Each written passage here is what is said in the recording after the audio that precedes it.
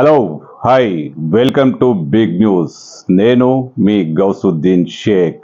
ఉన్నదే రాస్తా, చూసిందే చెప్తా. Pakistani go back. పాకిస్తానీలు దేశంలో ఉండాల్సిన అవసరం ఎంత మాత్రం లేదు. పాకిస్తానీల వీసాలు అన్నీ రద్దు. ఎంతటి వారైనా సరే పాకిస్తానీలైతే ఇండియాను వదిలేసి వెళ్ళిపోవాల్సిందే.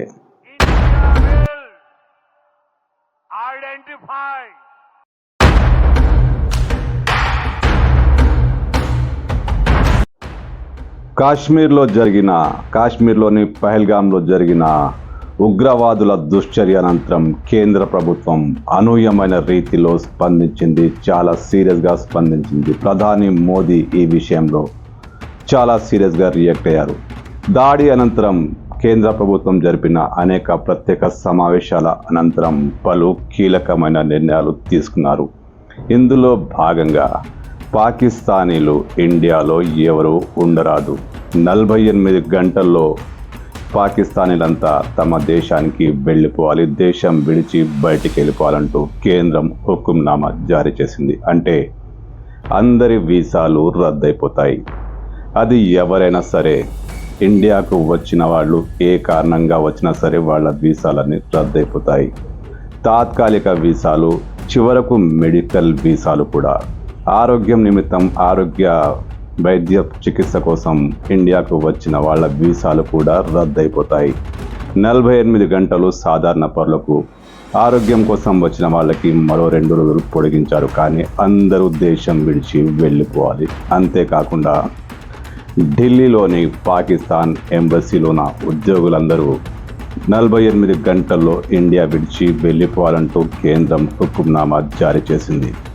ఆ పాకిస్తాన్ ఎంబసీకి సెక్యూరిటీ మొత్తం తొలగించేశారు. వాళ్ళు ఏ క్షణమైనా సరే బయటికి వెళ్ళిపోక తప్పని పరిస్థితి ఏర్పడింది. అంతేకాకుండా పాకిస్తాన్లో ఉన్న భారత ఎంబసీని కూడా దేశం ఖాళీ చేస్తోంది. వారందరినీ ఇండియాకు వచ్చేయాల్సిందిగా ఆదేశాలు జారీ చేసింది. ఇంతేకాకుండా పాకిస్తాన్లో వివిధ కారణాల వల్ల ఎవరైనా ఇండియన్స్ ఉంటే వాళ్ళు వెంటనే ఆ దేశాన్ని విడిచి స్వదేశానికి వచ్చేయాలంటూ కూడా కేంద్రం ఆదేశాలు జారీ చేసింది. ఉగ్రవాదుల దుశ్చర్య అనంతరం తీవ్రంగా స్పందించిన కేంద్రం ఈ కఠిన నిర్ణయాలు అమలు చేసేసింది. అంతేకాకుండా పాక్తో ఉన్న జలసంధిని కూడా రద్దు చేసింది. దీంతో సింధ్ జలసంధి కారణంగా పాకిస్తాన్ ఇప్పటికే అనేక ఉపయోగాలు పొందుతోంది. వెంటనే దేశం ఆ సంధిని రద్దు చేసేసింది. దీంతో పాకిస్తాన్లో మంచినీటి కటకట ఏర్పడే అవకాశం కనిపిస్తుంది. ప్రధాని మోదీ అధ్యక్షతన జరిగిన కీలక సమావేశం పాకిస్తాన్పై తీవ్ర స్థాయి ఆగ్రహం వ్యక్తం చేసింది. పాకిస్తాన్ దుశ్చర్యలను ఎట్టి పరిస్థితుల్లోనూ క్షమించేది లేదని తగిన జవాబు చెప్తామంటూ ప్రధాని మోదీ బీహార్లో జరిగిన ఒక సమావేశంలో ప్రకటించేశారు.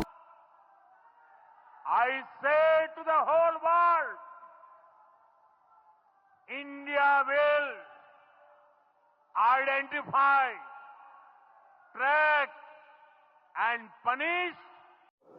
దీంతో పాకిస్తానీలు ఇండియాలో ఎవరైనా ఉంటే ఏ రాష్ట్రంలో ఉన్నా సరే వాళ్ళంతా తట్టాపేడ సర్దుకోవాల్సిన పరిస్థితి ఏర్పడింది.